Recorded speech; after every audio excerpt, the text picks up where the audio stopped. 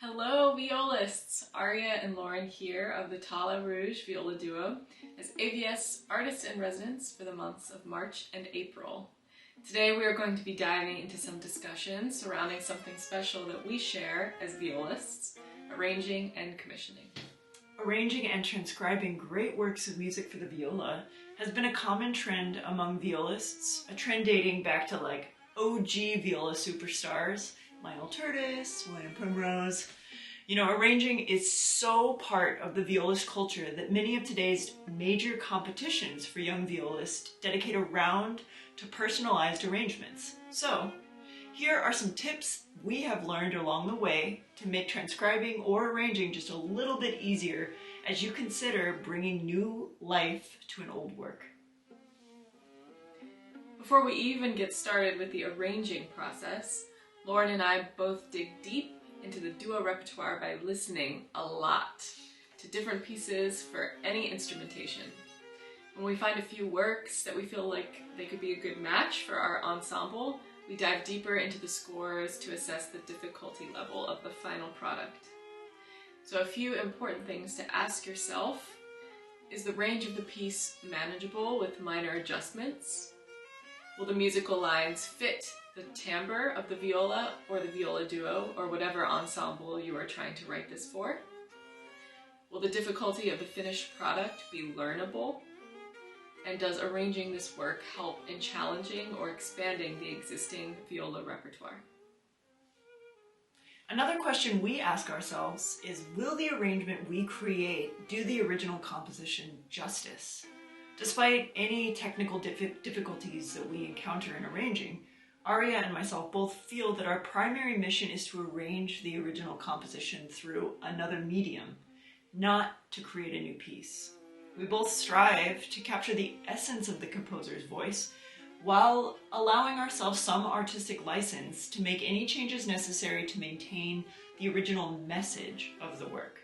For example, in the Lacrimée we've arranged by Tigran Mansourian, originally for saxophone and viola, we've made minimal changes to the notes of the piece, but we consistently ask ourselves in rehearsal, is it enhanced by us sounding more similar, like two violas, or more contrasting, as it might in the original work, by a viola and a saxophone?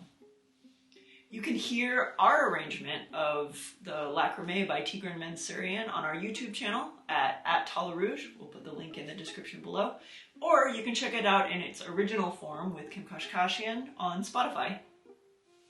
Since Lauren and myself strive to maintain the composer's original voice in our arrangements, we find that keeping an open mind to edits is a really important part of rehearsing these adapted works. So staying open to change allows one to continue questioning the playability and voicing of the piece. And if you continue to feel uncomfortable playing something, perhaps it is time to go back to the drawing board. Now let's talk about a few issues that arise pretty consistently when we're arranging works. The first one we often face is octave placement. Many times we have to change a musical line to play above or below the original octave, but sometimes changing that octave to make it playable means that Aria and myself are now in unison when the part was originally in different registers. Here is an example from our transcription of Beethoven's Eyeglass Duo, where we changed the registers to emulate more contrasting instruments.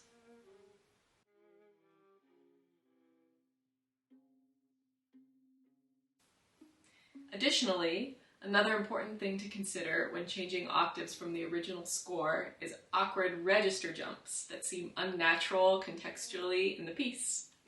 As you make octave edits, try to keep a natural flow to the phrase that utilizes close melodic voicing. In that same realm, if you have a scalar passage that ends too high or too low for the viola, displace the octave at a point that is the least offensive to the musical direction.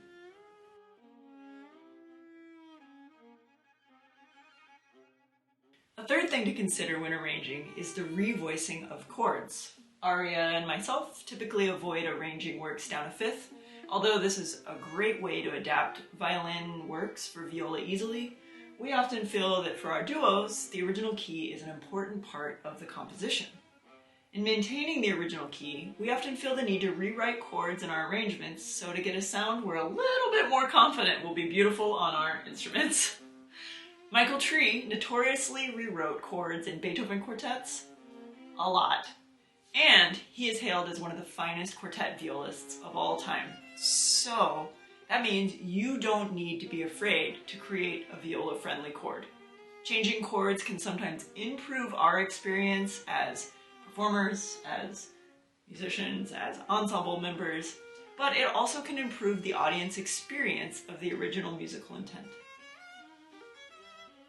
Us violists have always taken it upon ourselves to create our own repertoire, and thanks to the creativity of violists, we have amazing works like the Bach cello suites in our repertoire. What all of these great transcriptions have in common is that even if the piece is reimagined on a different instrument, the transcription does not take away the integrity of the original composition. So before your next transcription journey, ask yourself if your transcription will keep the original intent by the composer. And remember, it's a learning process. Revising and rethinking your transcription is just a part of the process. You know, a lot of love and effort goes into arranging for the viola. But remember that playing the piece you've always admired can be really empowering.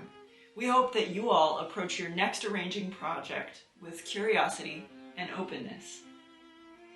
But remember, it is equally important to inspire composers to create new works. As violists, it is also our responsibility to expand the viola repertoire through the commissioning of new works. Tallā Rouge holds a biannual composers competition for new works, and the submission deadline is coming up in December. You can learn a little bit more about our competition at the link below in the description. Thanks so much for joining us today. Until next week, violists!